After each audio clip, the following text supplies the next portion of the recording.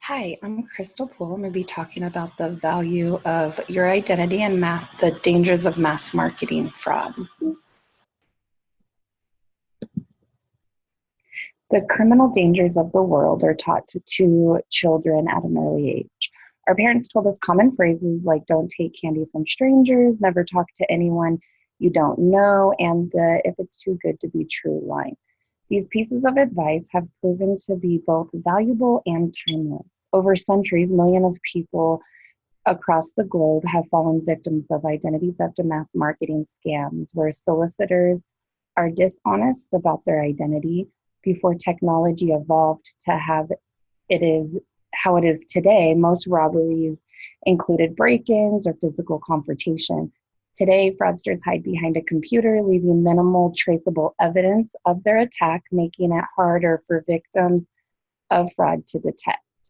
The main focus is on the most common types of identity and mass marketing fraud, investigating the tolls that these scams place on individuals within modern societies. It will also highlight that it is what is being done by national and international governments, as well as the steps consumers take to reduce their exposure to the growth of the phenomenon, educating themselves on preventative measures, and respond effectively should they become victim of identity theft or mass marketing fraud.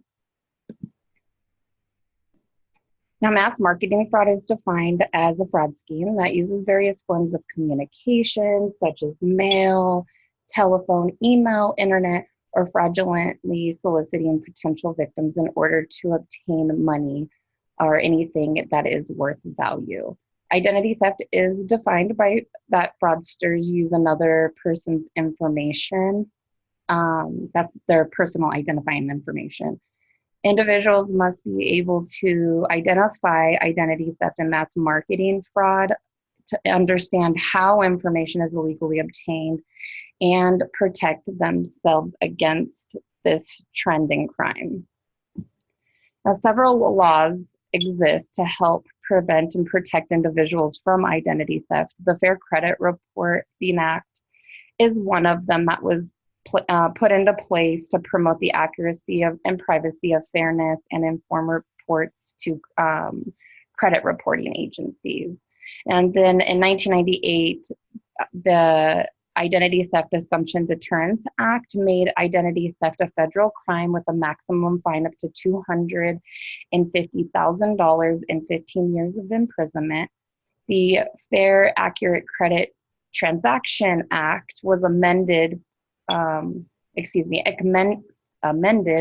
the Fair Credit Reporting Act. This provision allows consumers to obtain a free credit report from each of the credit reporting agencies once a year. The policy also allows identity theft victims to place fraud alerts on their credit account for up to 7 years. The Consumer Protection Act, which is part of the for the mass marketing fraud laws, it protects individuals from mass marketing fraud. This law regulates the relationship between consumers and businesses that sell products or offer services and products. The law protects individuals from being deceived by faulty business practices, bogus at work, work at home type of schemes, and investment opportunity schemes as well. The history of identity theft and mass marketing fraud dates back decades. Fraudsters would go through dumpsters of the community and their potential victims' garbage. They would look for information such as utility bills, showing victims' names, addresses on them, anything with the full account number, banking information. These criminals would hunt for any types of vital information.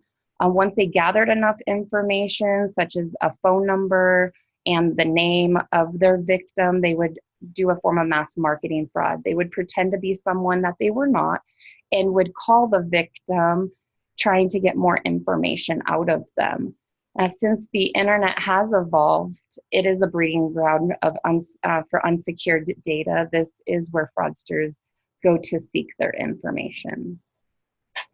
The advanced fee schemes. The advanced fee schemes happens when a fraudster solicits victims through a telephone or email, emailing them information that they have won large awards or even eligible for a loan. In order for the victim to receive the money, the fraudster informs them that they have to pay a fee of some sort, like a processing fee or taxes. Once the victim does pay the fee or the taxes and provides the fraudsters with personal information, they never receive the money that they were promised, and it's putting them at risk for identity theft.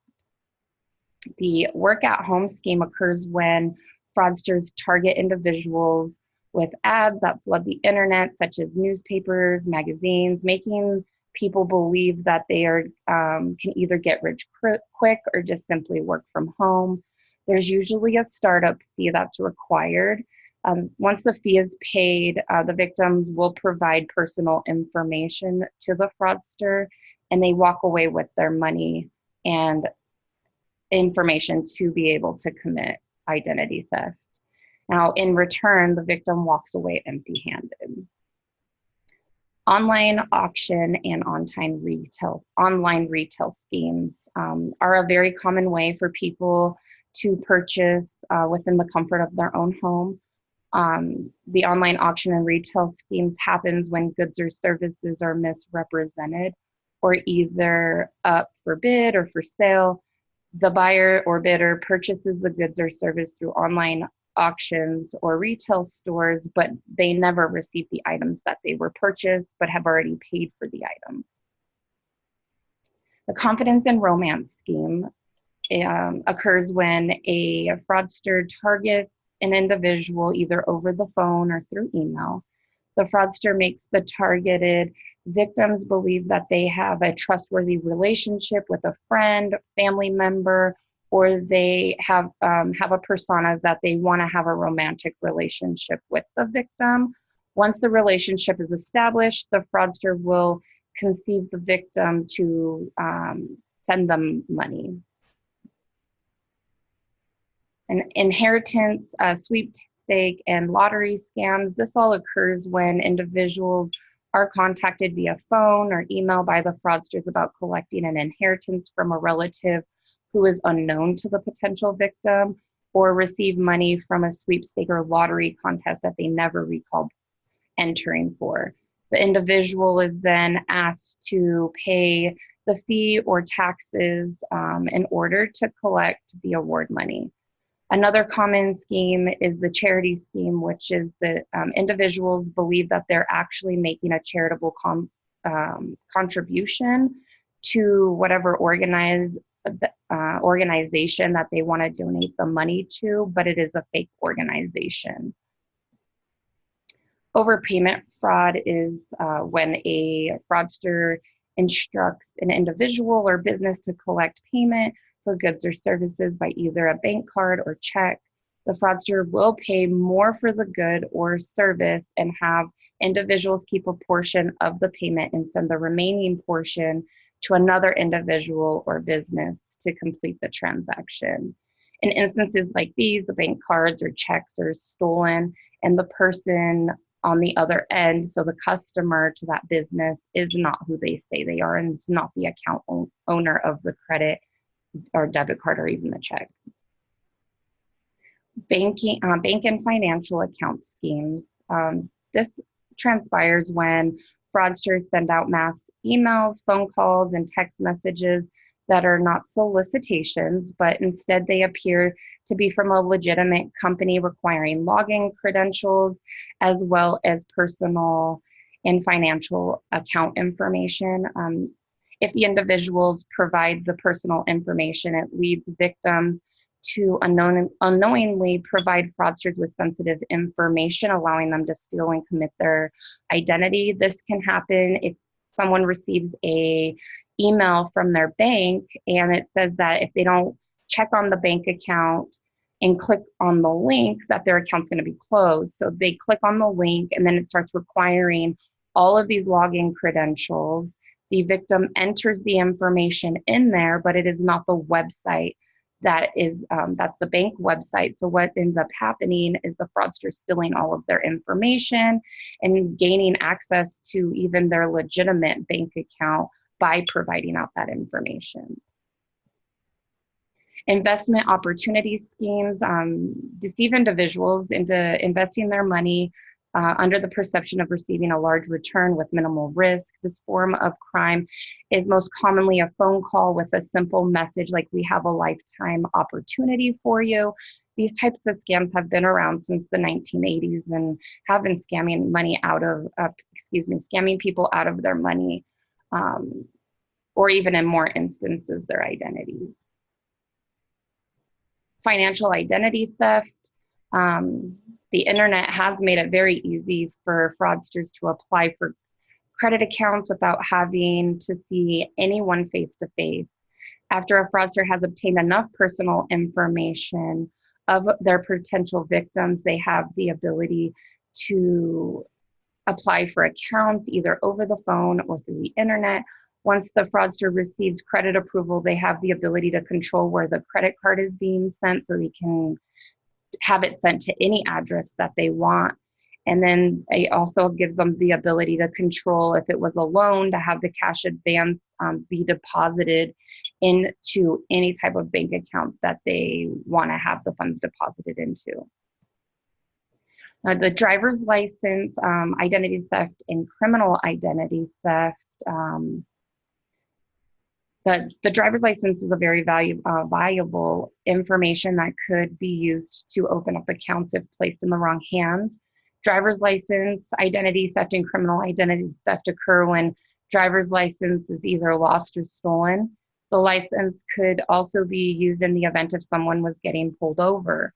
If the fraudster happens to look similar to the picture on the license or even identification card, they might not get caught, ultimately causing the person whose driver's license it is to be held responsible for any type of ticket. Synthetic identity fraud is one of the most complex forms of fraud. This is very sophisticated, a very sophisticated form of identity theft when the fraudster is able to use a stolen social security number and create a new identity by using misleading information. So if they go to apply for a loan or line of credit, they'll use the legitimate social security number but use fake information to go with it, such as name, address, phone number, date of birth, anything that doesn't actually belong to that person, but what they're doing is creating a brand new identity just based off of the legitimate social security number. Tax identity theft. This happens when a fraudster uses stolen personal information such as names, social security numbers, and files illegitimate tax returns to the Internal Revenue Service. The fraudster will alter the tax return documents to appear legitimate in order to receive a large refund. And then they also can dictate which account the refund is going into. It can go into one of their accounts, they can withdraw it, or there's even been events where they will use the actual taxpayer's bank account because they have enough information, have the funds go into that account so it doesn't trigger the IRS. And then what they do is do a form of account takeover, and they use the login credentials for the banking information that was already established to be able to go into that account and do wire transfers out of the bank account, order debit cards, or whatever steps they need to do to be able to gain access to those funds. Account takeover is when a fraudster gains access to an existing established account and commits fraud from the stolen personal information they have obtained. Children's identity. Children's identity is fraudsters prey on this information. This is valuable information to a fraudster because it's not established and it's brand new. So it gives the fraudster the ability to create a brand new identity with a brand new social that's never even been established. And then they can do a lot with that information. This shows, this table here shows the 2018 crime types. So over here it shows all of the crime types. It'll show the victims for 2018, and then as a whole, all of the victims that have lost funds over these types of crimes. Now, the methodology portion of my research, the information and data is all obtained through secondary research. Research was found through various peer-reviewed journals, government databases, academic statistics. So I used EBSCOhost, Gale Academic, Hannon Library databases, ProQuest, and some online search engines through searches through Google. Data searches and sources, these are all the databases that were used. These are the results that I was getting hit, and then these are the actual articles that I used throughout the paper. Now the findings, there were several different findings. One was identity theft victimization. The main focus of this study was to determine the consequences of identity theft victimization. Documented the victims of identity theft experience financial loss and time restoring one's identity. The findings of the research was victimizations contributed to emotional distress, physical health problems, life disruptions such as depression, anxiety, headaches, high blood pressure, and missed time from work.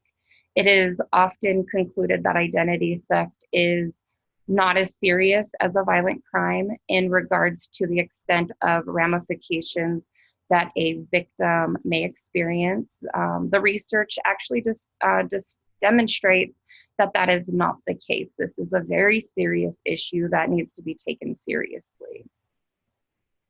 Now, the effects of identity theft. There was a study, the US Department of Justice did a study in 2014, the identity theft victims and how the crime affected them. Victims experienced at least one unauthorized attempt to use existing accounts, such as checking, savings, credit or debit, or even online accounts. The victims reported that there were unauthorized attempts to open up new accounts, such as credits, loans, bank accounts.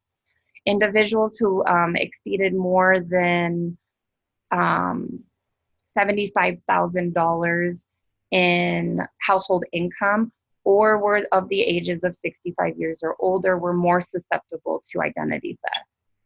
1 out of 10 victims reported that they experienced severe levels of distress after finding out that they had been defrauded. This research also indicated that identity theft victims spent 24 hours within a 3 to 9 month period to resolve and clear up credit-related issues. Now, the mass marketing fraud victimization, this study was done on 4 participants and was conducted to help gain a clear understanding of why individuals fall victim of the scheme. According to the research, fraudsters can be persuasive and use language that catches the victim's attention, luring them in to send money. Research showed that all participants reported that they were emotionally vulnerable when they were approached by the fraudster. The participants all stated that the fraudster seemed compassionate and sincere and genuine. Some of them were lonely due to a spouse that was recently passing. So the fraudster really took on and used that emotional vulnerability to their full advantage. Victims found it difficult to cut ties with the fraudsters because they've developed such a long-lasting, trustworthy relationship over a long period of time that it was hard to break those ties. The advance fee scheme, there's a study done on this. There is many variations of this scheme, such as romance, investment, and the lottery scheme. The most common one is the romance scheme. The fraudster usually sends out a massive email targeting numerous victims or is on a dating site declaring their love for the victim, coaxing them to send money through Western Union or MoneyGram. The study that was conducted involved 9 detectives calling the victim that had sent money via wire transfer to educate them on potential schemes. Most victims were naive and did not want to believe the detectives. um, to get them off of the phone and continue to send the money. Few victims went for fully not believing them that they were being defrauded to completely understanding they were being scammed. Now, the online dating scam victimization, there was 20 participants that were interviewed for this study. The main focus is to get a better understanding of the overall psychological effects on the victim. Participants experienced negative emotions such as shame, embarrassment, anger, shock, or stress. The victim described it as a feeling of being mentally raped because the fraudster took everything from them emotionally and financially. Some victims claimed that they were in this relationship with the fraudster for a while and told them everything about themselves, building a romantic relationship, and would send the fraudster money. The relationship would go far enough where they would be virtually intimate with one another on a video chat. After they found that the person was not who they said they were, the victim felt sexually abused and disgusted with themselves. The study concluded that victims are often traumatized and need to be treated as vulnerable. These individuals need to be referred to counseling as early as possible to avoid re-victimization. The studies that were conducted in my discussion all showed that victims had several similarities for victimization, such as emotional and psychological distress, credit and legal troubles. If the victims were if the victims were aware of the preventative measures, they could have prevented themselves from being victimized. Another similarity was the lack of awareness of the fraudster's tactics and how they defraud their victim. Each of the victims were caught in a state of being emotional vulnerable. So again, they were preying on their vulnerability to whatever situation they were going through. The victims found that the fraudsters were empathetic with their needs and consoled them by building a trusting relationship. Once the trust was developed, the fraudster would begin to lure the victim in financially. When the fraudster was exposed to the victim by law enforcement, they would either believe the detectives and stop sending the fraudster money, or they would be in denial of being scammed and would continue to send the fraudster money. Some of the victims had a hard time cutting ties with the fraudsters because of the long periods of time that they were in a relationship with them. Victims indicated that they were unsure of what to do with their time. The fraudsters specifically preyed on lonely individuals who sought companionship or individuals who were unaware of potential signs of identity theft and mass marketing fraud. Now, how is information obtained? That's the ultimate question. Information could be obtained by individuals providing personal information to people who don't know, to people who they don't know, data breaches from fraudsters, hacking by corporation security infrastructures. Once the hacker gains access to the compromised data, it is then sold on the dark web to the highest bidder. Once the data exchanged virtual hands, the identity theft cycle is created. The fraudsters can start the process anywhere from account takeover to the new credit application. This table here shows all of the data breaches from 2013 to 2018. It shows all of the businesses, it shows the years, and then the information types, and then the records that were obtained. So this is all of the compromised information that was released and putting everybody up for susceptible to identity theft. Now, preventative methods would be monitor credit frequently, place security freezes and credit alerts on credit, purchase identity theft protection. It doesn't cost very much, but is definitely worth it. Secure and change online passwords and bank card PIN numbers frequently. Have different passwords for financial accounts. Secure social security numbers and medical cards. Never carry your social security card in your wallet. Huge, huge thing. Put it somewhere safe. Secure people, personal information in a locked safe or safe deposit box. Be cautious of who you're actually providing out your information to. If you don't know who you're giving it to, do not provide it out. Never provide personal or account information out to someone who is calling you. Secure your mail, empty mailboxes frequently. Never leave personal information unattended in a vehicle, and never provide personal information through an email.